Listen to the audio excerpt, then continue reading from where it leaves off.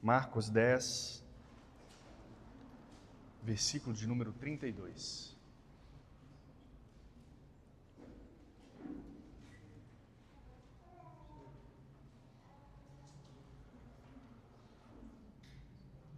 Amém?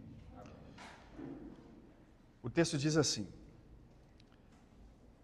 estavam de caminho, subindo para Jerusalém, e Jesus ia adiante dos seus discípulos. Estes se admiravam e o seguiam tomados de apreensões. E Jesus, tornando a levar à parte os 12, passou a revelar-lhes as coisas que lhe deviam sobrevir, dizendo: eis que subamos para Jerusalém, e o Filho do Homem será entregue aos principais sacerdotes e aos escribas, e condená-lo-ão à morte, e o entregarão aos gentios. Hão de escarnecê-lo, cuspir nele, açoitá-lo e matá-lo. Mas, depois de 3 dias, ressuscitará. Então, se aproximaram dele Tiago e João, filhos de Zebedeu, dizendo-lhe: mestre, queremos que nos concedas o que te vamos pedir. E ele lhes perguntou: que quereis que eu vos faça? Responderam-lhe: permite-nos que na tua glória nos assentemos, um à tua direita e o outro à tua esquerda. Mas Jesus lhes disse: não sabeis o que pedis. Podeis vós beber o cálice que eu bebo, ou receber o batismo com que sou batizado? Disseram-lhe: podemos. Tornando-lhe Jesus, falou-lhe: bebereis o cálice que eu bebo, e recebereis o batismo com que sou batizado. Quanto, porém, ao assentar-se à minha direita ou à minha esquerda, não me compete concedê-lo, porque é para aqueles a quem está preparado. Ouvindo isto, indignaram-se os 10 contra Tiago e João. Mas Jesus, chamando-os para junto de si, disse: sabeis que os que são considerados governadores dos povos têm-nos sobre seu domínio, e sobre eles os seus maiorais exercem autoridade. Mas entre vós não é assim. Pelo contrário, quem quiser tornar-se grande entre vós, será esse o que vos sirva. E quem quiser ser o primeiro entre vós, será servo de todos. Pois o próprio Filho do Homem não veio para ser servido, mas para servir e dar a sua vida em resgate de muitos. E foram para Jericó. Quando ele saía de Jericó, juntamente com os discípulos e numerosa multidão, Bartimeu, cego, mendigo, filho de Timeu, estava sentado à beira do caminho. E ouvindo que era Jesus o Nazareno, pôs-se a clamar: Jesus, filho de Davi, tem compaixão de mim. E muitos o repreendiam para que se calasse, mas ele cada vez gritava mais: filho de Davi, tem misericórdia de mim. Parou Jesus e disse: chamai-o. Chamaram então o cego, dizendo-lhe: tem bom ânimo, levanta-te, ele te chama. Lançando de si a capa, levantou-se de um salto e foi ter com Jesus. Perguntou-lhe Jesus: que queres que eu te faça? Respondeu o cego: mestre, que eu torne a ver. Então Jesus lhe disse: vai, a tua fé te salvou. E imediatamente tornou a ver e seguia Jesus estrada fora. Feche os seus olhos mais uma vez. Eu gostaria que nesse momento você orasse, suplicasse a Deus para falar com você. Are essa terra do seu coração e para que a palavra dele caia em solo fértil.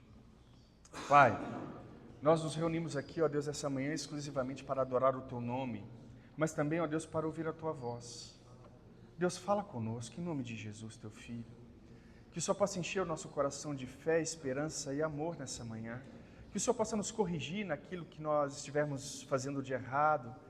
Como um Pai amoroso, que o Senhor possa nos açoitar em amor. Porque o Senhor recebe, açoita todo aquele que o recebe como filho. Portanto, ó Deus, tem misericórdia de nós nessa manhã.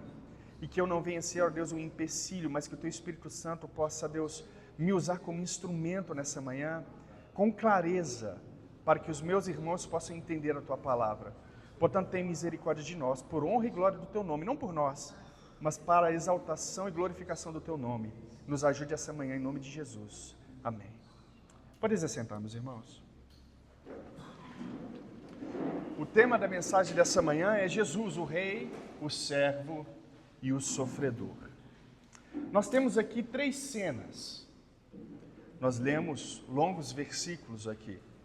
Nós temos a primeira cena em que Jesus anuncia a sua morte. A segunda cena em que Jesus instrui seus discípulos a não governarem como os gentios governam. E a terceira cena em que Jesus ele cura um cego na saída de Jericó. Meus irmãos, nós vamos falar basicamente dessas três cenas. Mas eu gostaria de, em caráter de introdução, falar com vocês a respeito de medo. Existem sinais de perigo que realmente servem para nos livrar de algum dano. O medo, por exemplo. O medo que nós sentimos, ele serve como um sinal de que alguma coisa perigosa vai acontecer ou está acontecendo. E logo, quando nós sentimos essa impressão, a gente se afasta. Por exemplo, quando a gente vai para algum lugar onde tem água, alguma piscina funda, algum rio, logo a gente liga um sinal de alerta, né? A gente não pode ir para o fundo, a gente não pode, dependendo da correnteza, entrar na água. Então o medo, como um sinal que nos preserva a vida, de certa maneira ele é bom, ele é agradável. E glória a Deus pelo medo. Deus te deu o medo para que você evitasse muitas coisas na qual iriam te prejudicar fisicamente de alguma maneira. Mas o medo ele tem também um efeito contrário. O medo ele pode nos fazer parar. O medo ele também, quando interpretado de uma maneira errada, ele pode nos fazer entrar em depressão. Ele pode nos fazer parar em muitas coisas. Existe um tipo de medo que vai falsificar a realidade. Por exemplo, quem sofre com síndromes diversas, como a síndrome do pânico, por exemplo, tem medo de sair do seu quarto, porque acredita que vai acontecer alguma coisa com ele quando ele sair do quarto, quando ele sair da casa, quando ele entrar num carro para fazer alguma viagem ou alguma coisa do tipo. Esse medo paralisante, ele é pecaminoso. Esse medo é um problema. Então perceba que o medo, como um sinal para que a gente retenha a vida, ele é benéfico. Mas o medo, quando interpretado de uma maneira negativa e quando ele se torna um ídolo, um Deus, ele se torna algo terrível. E o medo, ele pode fazer com que você perca a coragem. Ao contrário de Jesus. Jesus, ele não tem medo. Jesus é um exemplo de coragem perfeito. Mas se você olhar para os filmes de Hollywood, você também vai perceber nos heróis uma coragem além do normal. Eles não se prendem ao medo, muito pelo contrário. Em busca de justiça, eles vão atrás, eles lutam, eles enfrentam a morte. E isso serve de sinal para a gente também. Mas não existe um super-herói maior do que Jesus Cristo, nosso Senhor. Este que enfrentou a morte sem medo e venceu. Então, quando a gente entra aqui no versículo de número 32, o texto diz assim: estavam de caminho, subindo para Jerusalém, e Jesus ia adiante de seus discípulos. Esses se admiravam e o seguiam tomado de apreensões. E Jesus, tornando a levar à parte os 12, passou a revelar-lhes as coisas que lhe deviam sobrevir, dizendo: eis que subamos para Jerusalém, e o Filho do Homem será entregue aos principais sacerdotes e aos escribas. Condená-lo-ão à morte e o entregarão aos gentios. Hão de escarnecê-lo, cuspir nele, açoitá-lo e matá-lo. Mas depois de 3 dias, ressuscitará. Meus queridos irmãos, aqui nós temos uma narrativa interessante. Porque Jesus ele começa a subir a Jerusalém. Só que, teoricamente, historicamente, os discípulos, o texto vai dizer que eles ficam apreensivos. E é engraçado isso. Porque todas as vezes que Jesus subia para Jerusalém, Jesus arrumava uma confusão. Jesus, ele gostava de arrumar uma confusão em Jerusalém. Você vai se lembrar, quando ele entra em Jerusalém, algumas vezes ele entra no templo, e o que ele faz no templo? Ele faz uma bagunça no templo. Ele derruba as mesas dos cambistas, chamam eles de hipócritas. Os sacerdotes vêm querendo saber o que está acontecendo ali, que autoridade Jesus tem para fazer alguma coisa. E Jesus então começa ali a debater com esses sacerdotes, com escribas, com fariseus. Então subir para Jerusalém era um problema. Toda vez que Jesus decidia subir para Jerusalém era um problema. As festas aconteciam anualmente, lá estava Jesus. subia ao templo. Quando ele chegava no templo, ele começava a ensinar e era problema. Quando Jesus subia para Jerusalém, o caos acontecia. Os discípulos não gostavam disso. Não gostavam quando Jesus ia subir para Jerusalém, porque era confusão na certa. Havia tradições também naquela época, em que diziam que antes do reinado do Messias, alguma coisa muito ruim o precedia, como guerras. Havia no imaginário judaico que quando o Messias surgisse, antes do seu anúncio, haveria um grande problema, guerras, brigas, mortes. Havia isso no imaginário judaico. Portanto, quando os discípulos estão subindo a Jerusalém, o texto vai dizer que Jesus ia adiante de seus discípulos. E estes o admiravam. Por quê que havia essa admiração? Porque eles sabiam o que aconteceria em Jerusalém. Jesus mais uma vez seria perseguido, então havia uma admiração. Por quê? Porque Jesus não corria de uma boa briga. Jesus, ele não era um covarde. Jesus, ele ia e defendia os seus discípulos, defendia a sã doutrina. Jesus, ele não era um covarde. Então havia admiração, porque Jesus, ele era alguém corajoso. Mas ao mesmo tempo em que despertava admiração nos discípulos, também despertava apreensões. O texto continua dizendo: Jesus então, tornando a levar à parte os 12, passou a lhes revelar as coisas que lhes deviam sobreviver. Atenção para isso aqui, porque Jesus ele não é como um profeta. Um profeta, quando ele começa a predizer o futuro, ele diria: assim diz o Senhor. Então ele falava a respeito do que aconteceria futuramente. Com Jesus não. Jesus ele não tem essa fala. Por quê, irmãos? Óbvio, porque Jesus é Deus. Ele não precisa de uma revelação do Pai, porque Ele mesmo é Deus. Ele não precisa dizer assim, diz o Senhor, Ele simplesmente diz o que irá acontecer. E então acontece. E esta, no Evangelho de Marcos, é a terceira predição, é a terceira vez que ele fala que ele iria padecer. Então ele diz: eis que subamos para Jerusalém, e o Filho do Homem será entregue aos principais sacerdotes e aos escribas. Condená-lo-ão à morte e o entregarão aos gentios. Hão de escarnecê-lo, cuspir nele, açoitá-lo, matá-lo, mas depois de 3 dias ele ressuscitará. Aqui nós temos basicamente 2 grupos distintos. Uma liderança religiosa e os gentios. A liderança religiosa, na qual Jesus se refere aqui, são os sacerdotes corruptos e os escribas. Havia uma liderança soberba sobre Jerusalém. Essa liderança ela era invejosa, a ponto de Pilatos dizer que eles tinham inveja de Jesus. Por isso eles não quiseram soltar Jesus ao invés de Barrabás. Ele sabia o motivo na qual Jesus estava sendo entregue e morto. Jesus, ele é deixado do lado de fora por esses líderes religiosos, porque eles se achavam os melhores, os verdadeiros intérpretes da lei. Jesus era acusado por esses mestres como se fosse um herege, um falso mestre, um impostor. Semelhantemente, em Apocalipse, nós vamos ver uma breve semelhança a respeito da igreja de Laodiceia, uma igreja que se achava a igreja. O povo que achava que não tinha falta de nada, tinha bens, sabia teologia e estava tudo perfeitamente, a ponto de Jesus bater na porta e dizer: eu estou do lado de fora. Se alguém entrar e abrir a porta, eu cearei com ele e ele comigo. Muito semelhante. Aqui, os sacerdotes e os escribas estão deixando Jesus fora do templo. Estão deixando Jesus fora da religião judaica. Eles estão excluindo Jesus. Esse é o primeiro grupo de pessoas. O segundo grupo de pessoas na qual Jesus faz referência aqui são os gentios, ou seja, as autoridades romanas e os políticos. Pilatos, ele não teve pulso para fazer justiça, como qualquer bom político faz.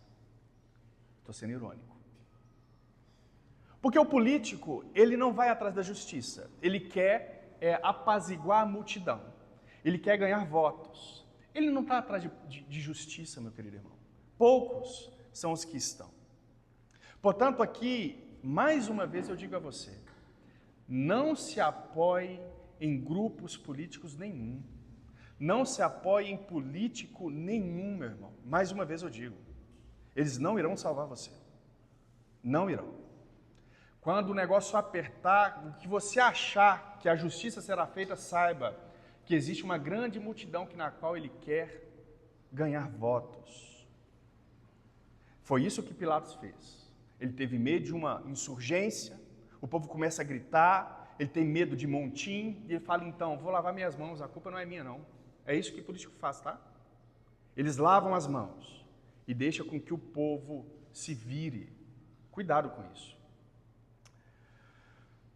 Marcos, ele quer que seus eleitores saibam que a liderança judaica e os gentios fizeram tudo aquilo que a mão e o plano de Deus haviam predeterminado que acontecesse.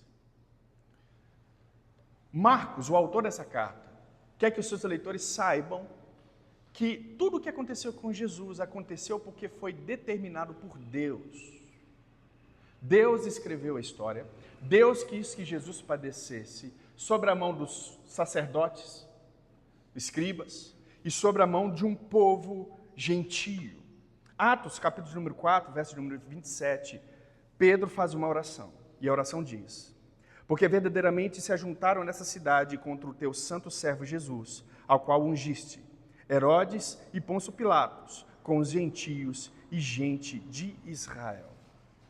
A gente percebe que nessa oração, Pedro está calmo, tranquilo, porque ele sabe que tudo o que aconteceu com Jesus estava escrito e determinado. Nada fugiu aos olhos de Deus. Deus não foi pego despercebido, Jesus não foi pego despercebido. Perceba, portanto, que a morte de Jesus ela era inevitável. Por quê? Porque Jesus amava o Pai e lhe obedecia em todas as coisas. Em segundo lugar, somente o Filho receberia a ira de Deus, porque sobre ele é que o peso da nossa salvação estava posta. E ele cuidaria de seus discípulos. Os discípulos não precisariam se preocupar com a vida deles até o momento, porque Jesus o cuidaria de todos eles, obviamente com exceção de Judas. E o terceiro ponto é que eles não poderiam ficar demasiadamente tristes, porque ele ressuscitaria. Mas veja os incríveis detalhes que Jesus dá a respeito de seu martírio. Em primeiro lugar, ele diz que o Filho do Homem seria entregue. E entregue por quem? Por Judas. Depois ele diz que os sacerdotes e os escribas o entregariam. Que sacerdotes? Que escribas? Os corruptos. Fazendo assim um julgamento injusto a respeito dele. Jesus é então entregue aos gentios, porque os líderes não têm autoridade para executar ninguém, senão eles o fariam. Como eles estão sob o domínio romano, eles não poderiam executar juízo sobre ninguém, não poderiam matar ninguém. Então eles têm que fazer uma opção, entregar a quem pode. E Jesus é entregue pelos sacerdotes e pelos escribas a Herodes, aos gentios. Quando ele é entregue, então, eles zombam de Jesus. A palavra diz, escarnecerão dele, ou seja, zombarão dele. Os gentios o açoitarão. Jesus sentiria então dores físicas terríveis. Cuspiriam nele, ou seja, o humilhariam. E por fim, eles o matariam. Jesus aqui então prediz pela terceira vez, como eu disse, a sua morte. O que isso tem a ver? O que isso fala conosco? Meu querido irmão e irmã, muitos desanimam da fé por causa das tribulações e por causa do medo que lhes sobrevém. Muitos irmãos e irmãs param no meio do caminho ou se desviam no caminho por causa das tribulações que lhes sobrevêm. Mas Jesus, meu irmão, ele não parou. Mesmo sabendo o que lhe iria acontecer, ele não para. Em Hebreus, no capítulo número 12, verso de número 4, o autor diz, ora, na vossa luta contra o pecado, ainda não tendes resistido até o sangue. Muitos param de seguir a Jesus por coisa à toa, por coisa boba. Muitos se desviam da igreja, muitos se desviam da comunidade cristã, da fé cristã, por motivos puramente banais. E o autor de Hebreus aqui está dizendo, mas vocês não foram tentados até o sangue? Até agora. Ninguém colocou uma arma na sua cabeça dizendo, ou nega Jesus ou morre. Nós abandonamos a Jesus por coisas simples. Só que a nossa fé não deveria ser assim. Nós não podemos abandonar a Jesus, nem o cristianismo, por coisas banais, meus irmãos. Não podemos. O medo não pode nos paralisar. O medo não pode nos fazer desviar do caminho. As dores e as aflições dessa vida não podem nos parar. Nada pode nos parar.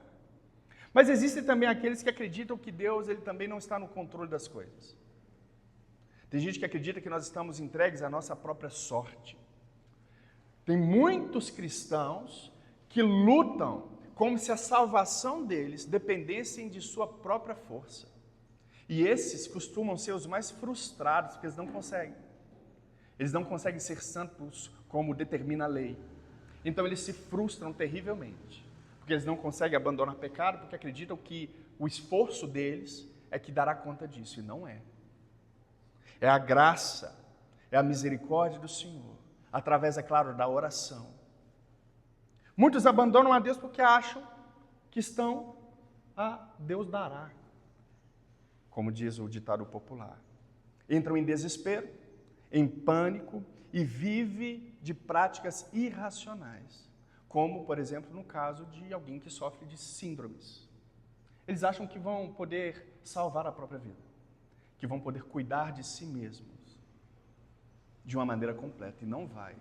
Saiba, meu irmão, que a sua vida, a gente fala isso aqui nas orações quando a gente entrega ofertas ao Senhor. Saiba, meu irmão, que a sua vida só o está ainda porque Deus tem te sustentado. Porque Deus ele tem te colocado vida.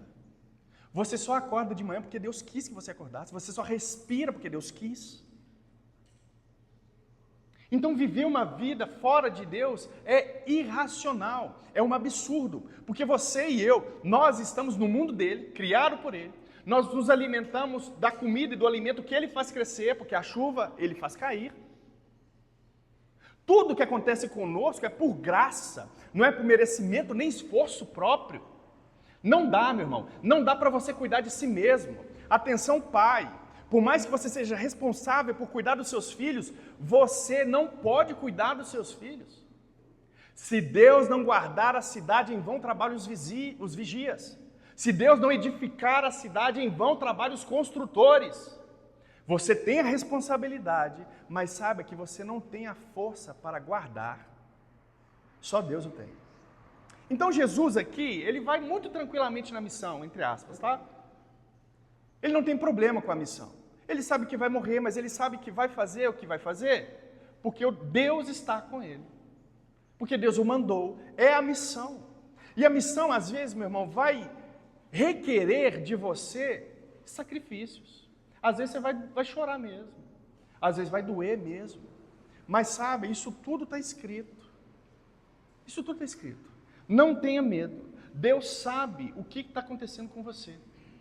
Deus sabe a luta que você está passando. Deus sabe e conhece as dores que você está enfrentando. Deus não está à parte disso. Deus não é como um demiurgo, um tipo de ser todo-poderoso que deu corda no relógio e saiu e te abandonou a sua própria sorte. Sorte não existe, meu irmão. Deus, ele cuida dos seus. Então perceba o agir de Deus mesmo nos meios dolorosos da sua vida. Saiba que Deus está cuidando de você, moldando o seu caráter conforme a imagem de seu filho. No meio da sua dor, ele quer que você derrube um ídolo aí. Perceba isso.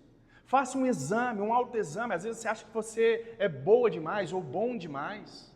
Só existe um bom, meu irmão. Eu conheço pessoas que batem no peito e dizem: eu sou extremamente justo. Eu faço isso, eu faço aquilo, eu não devo ninguém, eu pago todo mundo. Mas na vida prática dessa pessoa você vê um monte de hipocrisia, você vê um monte de desvios morais. Meu irmão, não tem como. Não tem como. Se deleite no cuidado e na soberania do nosso Deus. E por quê? Por que nós devemos fazer isso? Porque, meu irmão, Jesus, atenção para isso, tá, irmãos? Jesus, ele já foi na sua frente. O texto diz claramente, subindo para Jerusalém, Jesus ia adiante dele. Sabe essa dor que você está passando, meu irmão? Continue caminhando, não desiste não. Por quê? Porque Jesus já foi na sua frente. Ele é o verdadeiro herói. Ele é aquele que passou por todas as dores primeiro. Ele é aquele que suportou todas as coisas primeiro. Ele é aquele que foi tentado em todas as coisas primeiro. Ele já foi na sua frente. Ele já sofreu na sua frente. Às vezes você acha que você está sozinho, mas não está, meu irmão, porque ele foi à frente. Ele sabe o que é padecer. Ele é um homem de dores, conforme diz o profeta. Ele já foi na sua frente. Ele tem a experiência. Ele sabe. Ele já foi na sua frente. Ele já sofreu no seu lugar. Ele já está lá. Portanto, persevere com fé e esperança, pois a coroa da vida nos será dada. É o que Jesus diz a todas as igrejas do Apocalipse. Ser fiel até a morte, e dar-te-ei a coroa da vida. Se espelhe em Jesus. Se espelhe em Jesus e siga o seu exemplo. Encare a dor. Encare a tribulação. Não se desvie deles. E descanse na soberania e no controle de Deus, porque é Ele quem dirige a história. É isso que o evangelista Marcos quer trazer, quer clarear aos seus leitores. Deus continua dirigindo a história e Ele guia todas as coisas, inclusive os seus passos, se você é de fato uma ovelha de Jesus. Amém, meu irmão? Caminhe rumo ao Gólgota. Tome a sua cruz e siga-o. Não o abandone. Repito, ser fiel até a morte e dar-te-ei a coroa da vida. Essa é a primeira cena. A segunda cena. Então se aproximaram dele Tiago e João, filhos de Zebedeu, dizendo-lhe: Mestre, queremos que nos concedas o que te vamos pedir. E ele lhes perguntou: O que quereis que vos faça? Responderam-lhe: Permite-nos que na tua glória nos assentemos um à tua direita e o outro à tua esquerda. O que me deixa pensativa a esse respeito é que nós temos 3 cenas aqui distintas, mas elas estão interligadas. Porque o versículo de número 35 vai dizer assim, então se aproximaram dele Tiago e João. Ou seja, logo depois que Jesus falou do seu martírio, chegaram 2 discípulos para ele e mudaram completamente o assunto. Não tem nada a ver com o que Jesus estava lá falando da sua morte, falando do seu martírio, que ele ia sofrer, ser traído, entregue pelos líderes, aqueles que deveriam acolhê-lo, esses líderes o rejeitam, entregue para os gentios, um povo que na qual eles odiavam, porque eles estavam sob o jugo deles. Aí Jesus está comentando todas essas coisas. Aí chega 2 discípulos para Jesus, não tem nada a ver o assunto. Jesus está falando de sua tristeza, do seu martírio, da via dolorosa na qual ele iria enfrentar. Aí chega 2 discípulos para ele e fala assim: Jesus, o negócio é o seguinte, a gente queria te pedir um negócio, se fosse mineiro. Eu te pedi um negócio, e não é queijo não, vou te pedir um negócio aqui, nós queríamos que o Senhor atendesse a gente. Que negócio? É o que Jesus diz. O que você quer que eu te faça? Atenção para essa frase, tá? O que você quer que eu te faça? Aí a petição desses discípulos: que um se assente à tua direita e o outro à tua esquerda. Meus irmãos, Tiago e João desejam ter aqui posições de vice-reis. É isso que eles querem. Uma petição completamente absurda. Jesus está falando que vai morrer, todo mundo, Jesus triste, angustiado. Aí chegam os 2 discípulos lá. Ô Jesus, já que você vai morrer, olha só para você ver que audácia, a audácia desses discípulos. Que um se assente à tua direita, outro à tua esquerda. Eles querem governar. Olha só que interessante. Jerusalém se aproxima, a gente sabe que não vai dar bom esse negócio. Jesus já está falando que vai morrer, já é a 3ª vez que ele fala que vai morrer. Não vai dar bom, então vamos pedir alguma coisa aqui para ele, antes que ele morra, aí a gente fica sem ter o pedido atendido. Um pedido sem empatia nenhuma. Esses discípulos, Tiago e João, eles querem governar os outros discípulos. Eles querem ser vice-reis. Eles reconhecem Jesus como Messias. Eles têm a experiência de andar com Jesus. Eles ouviram a afirmação de Pedro dizendo: tu és o Messias, o Filho de Deus, o Cristo enviado.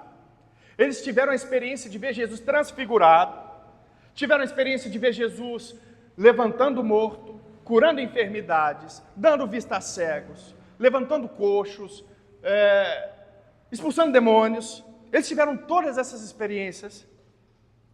Só que eles não sabem o que pedem. Como pode alguém, no caso esses dois, pedirem a Jesus algo tão absurdo, no momento em que Jesus estava enfrentando ainda? Como pode isso? Meus irmãos, eu quero chamar sua atenção para isso aqui. Isso aqui é muito interessante. Muito interessante. Porque nós também fazemos orações e pedidos, não fazemos, irmãos? Por um lado, existem aqueles que não pedem absolutamente nada. E não tem nada. Eles não usam do instrumento que Deus nos deu para receber as coisas. Tem irmão que não ora para nada. Vida de oração completamente morta. Não oram. É cheio de desejo, invejam quem tem, cheio de ciúme, vaidade, arrogância, mas não tem vida de oração. Não pedem e não recebem, como vai dizer Tiago, irmão de Jesus. Existem esses. Talvez possa ser você. Mas existem um outro grupo de pessoas que também pode ser você, que é o grupo de pessoas que pedem a Deus coisas completamente inapropriadas. Existem pessoas que pedem, que fazem orações completamente sem sentido. Existem pessoas que oram a Deus para ganhar na Mega Sena. E ainda fazem acordo. Senhor, se eu ganhar na Mega Sena, eu juro por Deus que eu vou dar 10% para a igreja. Vou distribuir comida para os pobres, começa a fazer um monte, tentando convencer Deus a ganhar na Mega Sena. Existem outros que fazem outros pedidos, como por exemplo, o pedido dos discípulos, quando Jesus está de frente de Samaria. Aí os discípulos chegam para Jesus e dizem: Jesus, o Senhor quer que a gente ore a Deus para que ele mande fogo do céu? Mata esse povo aqui. Pedidos absurdos. Existem irmãos que oram pela morte de outro irmão. Existem irmãos que oram para que o outro irmão caia em pecado, gere escândalo e coisas do tipo. Existem orações completamente absurdas. Mas olha o que Jesus diz, meu irmão. Mateus capítulo 5, versículo 43. Ouviste o que foi dito: amarás o teu próximo e odiarás o teu inimigo. Eu, porém, vos digo: amai vossos inimigos e orai pelos que vos perseguem. Orai pelos que vos perseguem. Vou falar de novo. Orai pelos que vos perseguem, para que vos tornei filhos do vosso Pai Celeste, porque Ele faz crescer o sol sobre maus e bons, e via chuva sobre justos e injustos. Porque se amardes os que vos amam, que recompensa tendes? Não fazem os publicanos também o mesmo? E se saudardes somente os vossos irmãos, que fazeis de mal? Não fazem os gentios também o mesmo? Portanto, sede vós perfeitos, como perfeito é o vosso Pai Celeste. Tem um texto, esse texto ele me pegou alguns meses atrás. Eu me encontrei com uma pessoa que se declarou ser meu inimigo uma vez. E esse texto aqui de saudar é cumprimentar. Aí eu estava levando meu filho para um lugar, aí essa pessoa veio. Aí sim, a pessoa ficou de cara, não tinha como você virar o rosto. Estava no mesmo meio fio. E a pessoa veio de frente.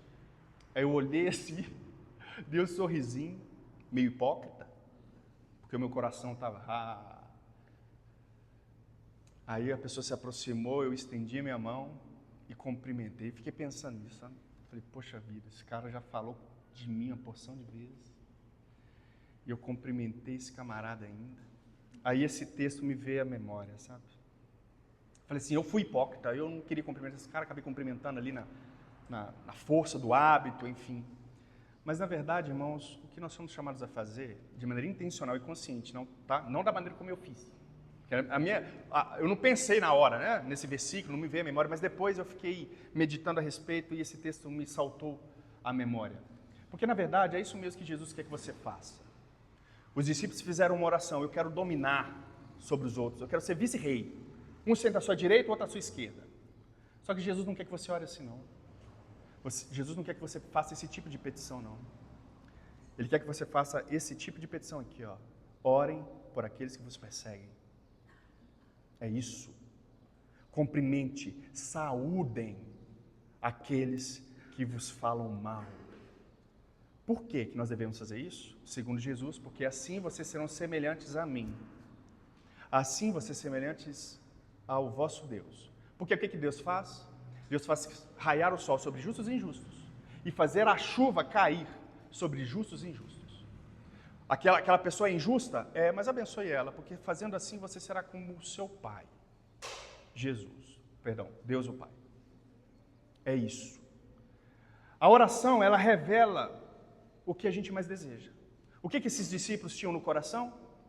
Uma vontade enorme de governar sobre os outros discípulos. No filme The Chosen, eu não sei se vocês acompanham, mas naquela série é exatamente isso que trata, Tiago e João. Exatamente, é muito interessante ver isso. E eles querem realmente governar, eles maquinam as coisas juntos, deixam os outros discípulos à parte, eles fazem as coisas, eles querem ser os maiorais. E é exatamente isso que o texto diz. Eles querem governar com Jesus. Governar sobre os outros discípulos. Só que não é isso que acontece. Jesus os censura. Esses desejos que eles têm no coração, nós não podemos ter. Esse desejo de governança, porque essas petições, as orações que nós fazemos, elas revelam aquilo que nós mais desejamos. E Jesus ensina uma oração que vai na contramão, ou melhor dizendo, nos ensina a orar. Porque os discípulos estão orando a Jesus dizendo, nos deixe governar com o Senhor. Aí Jesus fala assim, não, você não vai orar assim não. Você vai orar de uma maneira diferente. Você vai orar, Pai nosso que estás no céu. Santificado seja o teu nome, venha a nós o vosso reino. É o reino dele. Quem governa é ele. Não é você que se assenta à direita ou à esquerda. É ele quem governa. E ele nos ensinou essa oração para que nós pudéssemos organizar os nossos desejos. Saiba o que você deve orar em primeiro lugar, meu irmão. Oração do Pai Nosso. Siga e organize os seus afetos. Organize as suas emoções e seja abençoado por Deus. Você quer que Deus o abençoe? Ore a oração do Pai Nosso e você será abençoado. Deus quer abençoar.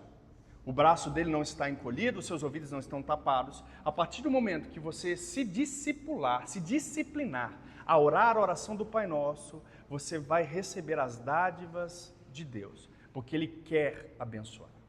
Mas tem oração, obviamente, como já foi citado, que Deus não abençoa. Vocês não sabem o que vocês estão me pedindo, não. Um assentar à minha direita e o outro à minha esquerda. Vocês não sabem. Vocês estão buscando honra, mas vocês deveriam buscar ser semelhantes a Jesus, semelhante ao Pai de vocês. Tome a sua cruz e siga-me, ele disse. Mas, meu irmão, se eu, o pastor dessa pequena igreja, ouvisse a sua oração, o que eu ouviria? Se Deus chegasse para você com uma voz audível e o repreendesse, ou corrigisse, ou aceitasse a oração, mas imagine você, o que Ele falaria para você mediante as suas orações? O que você tem pedido a Deus? O seu coração tem se inclinado para onde? O que você tem desejado mais do que Ele? Qual ídolo você tem adorado, se devotado? A oração diz muito e revela muito do que está escondido no seu coração. Portanto, atenção para aquilo que você pede. Amém, meus irmãos? Verso 38. Mas Jesus lhes disse, não sabeis o que pedis. Podeis vós beber o cálice que eu bebo e receber o batismo com que sou batizado? Disseram-lhe, podemos. Tornou-lhe Jesus, bebereis o cálice que eu bebo e recebereis o batismo que na qual sou batizado. Porém, ao assentar-se à minha direita ou à minha esquerda, não me compete concedê-lo, porque é para aqueles a quem está preparado. Então nós percebemos uma repreensão de Jesus aqui, dizendo, vocês não sabem o que vocês estão me pedindo. Então ele diz, vocês podem beber o cálice ou receber o batismo que na qual sou batizado? O que isso quer dizer, meus irmãos? Cálice e batismo. Quer dizer sofrimento, quer dizer dores, quer dizer morte. Então Jesus está dizendo, olha, vocês estão me pedindo, vocês não sabem o que vocês estão me pedindo, não. Primeiro ponto. Essa petição de vocês é tola. Mas vocês beberão o cálice que eu estou para beber? Receberão o batismo que na qual sou batizado? Aí eles, na minha opinião, não sabem o que estão pedindo, e eles também não sabem o que eles estão afirmando. Podemos. Aí Jesus fala assim, realmente vocês vão beber. porque realmente vocês serão martirizados. Realmente vai acontecer.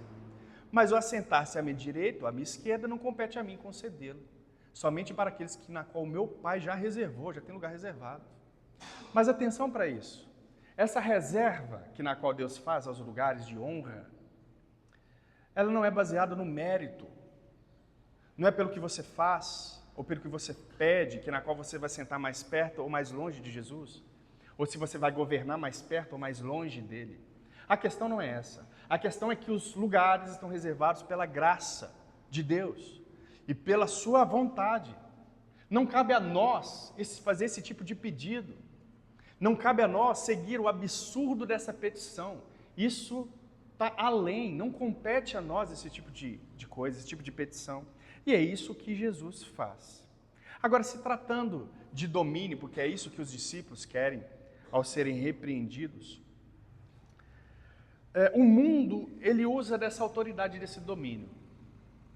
Os governadores são assim, os líderes religiosos são assim, aqueles que exercem poder de alguma maneira são assim, os donos de empresas, enfim, todos aqueles que exercem autoridade, os chefes de família, eles receberam autoridade de certa maneira, receberam domínio e poder também. Mas como que eles governam?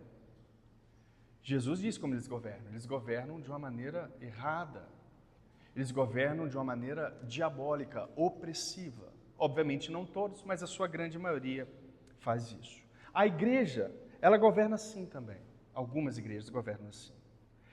Só que Jesus disse, entre vós não será assim. Os governantes do mundo, eles governam assim. Vocês não serão governados dessa maneira. Matthew Henry, ele comentando esse texto, ele vai dizer aos pastores, abre aspas, aqueles que estiverem aos seus cuidados deverão ser como ovelhas sob os cuidados do pastor, que deve guiá-las e alimentá-las, e deve ser um serviçal para elas. É o que Jesus diz. Se o Filho do Homem veio para servir e entregar a sua vida em resgate de muitos, quiçá vocês. Se Deus, que é Deus, se tornou um homem em sua humilhação, se tornou servo e escravo de todos, vocês não vão ser superiores, maiores? De maneira nenhuma. Mateus Henrique continua dizendo, não como cavalos, sob o comando do cocheiro, que os faz trabalhar e os espanca, e obtém seus pagamentos com eles. Mateus Henrique está censurando os pastores, que governam de uma maneira ímpia, que governam de uma maneira a levar suas ovelhas a se tornar como cavalos, serviços forçados. E muitas igrejas governam assim sobre uma liderança autoritária. É trabalho o tempo inteiro, descanso para ele, trabalho para o resto. Então eles ganham muitos lucros com isso. E é dízimo para cá, e cuidado, senão o devorador vai pegar ali. Olha, compra essa vassoura ungida aqui. Erro, engano. Não podemos viver sobre isso. E vocês tomem cuidado com a liderança de vocês. Muito cuidado. Porque a liderança de uma igreja, de uma comunidade, ela não pode ser assim. O que Jesus faz? Ele assume a forma de servo. Porque ele não veio para ser servido. E nós devemos seguir o mesmo exemplo de Jesus. É servir e entregar a vida em amor aos outros. Jesus, ele veio para beneficiar os salvos. E nós vivemos para isso também, para beneficiar todos aqueles que estão ao nosso redor. Verso de número 43. Mas entre vós não será assim. Pelo contrário, quem quiser tornar-se grande entre vós será o que sirva a todos. E quem quiser ser o primeiro entre vós será servo de todos. Pois o próprio Filho do Homem não veio para ser servido, mas para servir e dar a sua vida em resgate de muitos. Perceba que Jesus, ele se identifica aqui como o servo sofredor de Isaías 53. Agora, como que mediante toda essa instrução de Jesus, você tem servido na sua casa? Como que tem sido o serviço na sua casa, no seu lar? A primeira esfera de atuação. Você tem entregado a sua vida para a sua esposa mesmo? Você tem entregado a sua vida para o seu esposo? As tarefas domésticas, elas têm sido justas? O cuidado com os filhos tem sido justo? Há uma divisão, há justiça aí, há entrega, há sacrifício nisso. Dentro da sua casa, você morre pela sua esposa? Dentro da sua casa você se entrega e morre pelo seu marido? Porque é isso que Jesus nos chama a ser. Servo de todos. Se você não estiver servindo dentro da sua casa, meu irmão, você está errando. E errando feio. Errando feio. A administração financeira do seu lar tem edificado a sua família? Porque existem aqueles que são mesquinhos. O banco está cheio de dinheiro, o filho passando fome em casa. O banco está cheio de dinheiro, a esposa e os filhos sem roupa dentro de casa. Absurdo, mesquinharia. Como que tem sido o governo? Você tem servido, você tem dado, se sacrificado. Mas não só isso. Dentro da empresa aqui na qual você trabalha, você tem refletido a imagem de Jesus Cristo? Sido como Ele? Você de fato é um bom funcionário? Ou você é aquele que mata tempo no banheiro mexendo no celular? Você é aquele que serve a Cristo dentro do trabalho? Ou aquele que quando vai buscar água demora 10 minutos para buscar uma água? O serviço. Irmãos, a vida cristã, ela se encontra em todas essas esferas. Não dá para você ser bom em uma e negligenciar a outra. Não dá. Você tem que ser testemunho de Jesus Cristo onde você coloca a planta dos seus pés. Existem irmãos que vivem dando atestados. Hoje existe uma máfia do atestado. Qualquer dorzinho que você sente, você vai no UPA, recebe um atestado lá de 5 dias, você mente para o médico, fala que está sentindo um monte de dor para receber um atestado de 20 dias. Um absurdo. Quem de fato você tem refletido, meu irmão? Você tem sido servo de quem? Existe uma onda ideológica que fala que o empregado ele tem que ser inimigo do patrão. Aí Jesus fala, não, você tem que ser servo, escravo de todos. Inclusive você que é patrão, tem que ser servo e escravo de todos. Tem que servir todos, ser justo em tudo. Também. E na igreja? Como que é o seu trabalho na igreja? Ele é voltado ao orgulho, à vaidade, à soberba? Porque os sacerdotes que entregaram Jesus eram. O serviço que eles estavam fazendo para Deus, não valia nada. Nada. Cheio de orgulho, vaidade e soberba. Como tem sido o seu serviço dentro da igreja? Ou você quer só os melhores cargos, aparentemente? Ou você não é digno de lavar um banheiro? Você não se vê digno? Não, você é melhor do que isso. Lavar banheiro para quê? Abre aspas. Graças a Deus por vocês, viu, irmãos? Que abençoa, tem uma escala que limpam essa igreja. Glória a Deus pela sua vida. Fecha aspas. Lembrei de fechar as aspas. Como tem sido, meu irmão, o seu serviço? Ele tem sido baseado na humildade? Ou tem sido baseado no orgulho? Aos líderes de louvor, aos instrumentistas, você tocam para quê? Para aparecer? Ou para deixar que Cristo apareça e seja glorificado? O dom e talento que você tem e exerce, você o exerce para quê? Para chamar atenção para si ou para glorificar a Deus? O serviço na qual você presta para quem? Para a exaltação do seu ego, para a sua fama e formosura, ou para a exaltação do nome dele? Esses questionamentos, eles devem vir à sua mente. Você deve questionar assim o que você faz. Meus irmãos, eu sei que eu já excedi o tempo, mas é preciso dar a terceira cena. A terceira cena é a cura do cego em Jericó.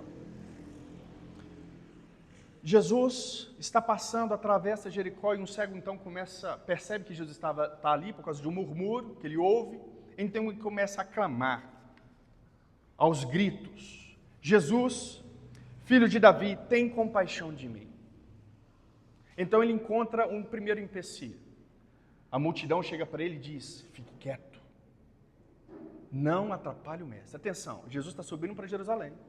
Existe uma perspectiva de governo messiânico, existe uma perspectiva de guerra, em despojar o exército romano. Então eles não querem que nada impeça Jesus de chegar a Jerusalém. Então eles mandam o cego ficar calado. Não impeça o mestre, ele está indo para Jerusalém. Provavelmente agora vai ser o reinado messiânico, então fique quietinho. Só que esse cego não fica quieto. Ele começa a gritar cada vez mais, a ponto de chamar a atenção de Jesus. Então Jesus para e diz, mande chamar ele. Aí eles chamam. Ao chamá-lo, as pessoas dizem para esse cego, olha, tem bom ânimo, o mestre te chama. Ele então dá um salto, larga sua capa, a capa ele usava para se aquecer da chuva e do frio à noite. Ele larga a capa, ele começa a tatear como alguém extremamente feliz e vai até Jesus. Aí Jesus faz uma pergunta para ele, a mesma pergunta, o que queres que eu te faça? Os discípulos fizeram uma pergunta para Jesus. A pergunta foi, Senhor, nós queremos que o Senhor realize as nossas petições. O que nós vamos te pedir? Aí Jesus disse, o que você quer que eu te faça? Olha o paralelo aqui. Nós temos um pedido errado, diabólico, sem noção, e nós temos um outro pedido. Jesus chega para esse cego e diz, o que você quer que eu te faça? A mesma pergunta Jesus faz para os dois, só que só um é atendido. E o cego diz, eu quero ver de novo. Então Jesus diz, vai, a tua fé te salvou. Só que esse cego, ele não foi. Ele voltou. E o texto diz que ele começou a seguir Jesus, por onde quer que Jesus ia. Meus irmãos, primeiro ponto. A vida cristã, ela é cheia de desafios, tribulações, nós já falamos sobre isso e falamos isso aqui corriqueiramente. Nós falamos também que o medo é paralisante e ele não pode te parar. Existem coisas que vão fazer você parar. Talvez até alguns irmãos vão chegar para você e falar, pare de falar com Jesus. Pare de ir na igreja, isso não adianta nada. Pare de gritar, pare de orar. Não está tendo resultado, pare. Só que esse cego, quando ouvia esse tipo de empecilho, esse tipo de voz, ele gritava cada vez mais.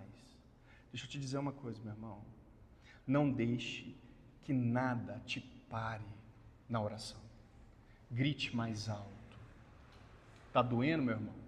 Ore mais alto. Ore mais. Tem um empecilho aí. As pessoas estão dizendo que não vale a pena. Deixe Jesus passar, deixe Jesus se tornar rei. Não pare de gritar. Não pare de clamar. Clame mais alto. A dificuldade bateu na sua porta, grite. Porque você será atendido. Por que eu estou falando? Não, porque ele disse, batei e abri-se-vos-á. Procureis e achareis. Insistência. Deus quer que você insista. Deus quer. Então perceba que existem orações que Deus tem o prazer de ouvir e abençoar. Jesus não precisou estender a mão, Jesus não precisou fazer muita coisa, alguns atos. Ele simplesmente disse, vai que a tua fé te salvou.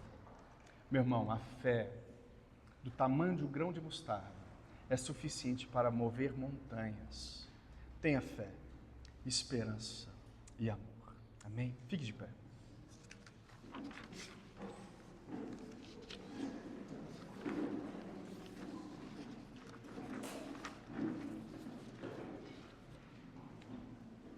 Oremos ao Senhor. Meu Pai, não nos deixe, ó Deus, parar no meio do caminho. Tu és o nosso grande herói. Tu és o nosso exemplo, Deus. Jesus, o Senhor foi à nossa frente como um verdadeiro herói, suportando todas as dores, suportando todas as injúrias, todas as traições, suportando todos os flagelos, toda a zombaria. O Senhor foi à nossa frente e morreu por nós. O Senhor foi o exemplo de alguém que tomou a sua cruz, que não parou por causa do medo, mas seguiu rumo à missão, e o Senhor a completou. Glória a Deus Pai, pelo Filho. Glórias a Ti, Jesus, que o Teu nome seja exaltado, porque Tu és um Deus vitorioso. O Senhor não nos abandonou na missão, muito pelo contrário, o Senhor nos poupou, e o Senhor nos tem poupado e preservado a vida até hoje.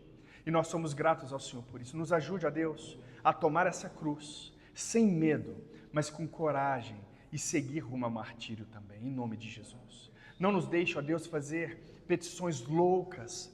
Não nos deixe fazer orações tolas, ó Deus. Mas nos ajude a orar. Nos ensina, nos instrui, incline o nosso coração a uma oração na qual o Senhor ouve e atende. Em nome de Jesus. Nos dê força, ó Deus, para continuar orando, mesmo quando o Senhor não quer, naquele momento, nos abençoar. Mas que o Senhor possa nos fazer, ó Deus, ser insistentes na oração. Em nome de Jesus Cristo. como esse cego Bartimeu foi. Não nos deixe, ó Deus, parar em qualquer empecilho. Não nos deixe, ó Deus, fazer com que as tribulações e as dores deste mundo façam com que a gente pare de orar ao Senhor, mas que o Senhor possa nos atender às nossas petições. Nos dá um coração, ó Deus, limpo e puro. Veja e sonde os nossos corações. Nós não queremos ter os corações desses 2 discípulos que queriam reinar de maneira errada sobre os outros, mas nos ajude a ser servos uns dos outros, em nome de Jesus Cristo. Nos ajude, ó Deus, a ser humildes, como o Senhor o foi, para a honra e glória do Teu santo e bondoso nome. Amém e amém. Meus irmãos, estenda suas mãos. Que a graça de nosso Senhor Jesus Cristo, que o amor de Deus, o nosso Pai, e as doces consolações e o cuidado do Espírito sejam com todos nós, em nome de Jesus. Vão em paz e que Deus vos abençoe em nome de Jesus Cristo.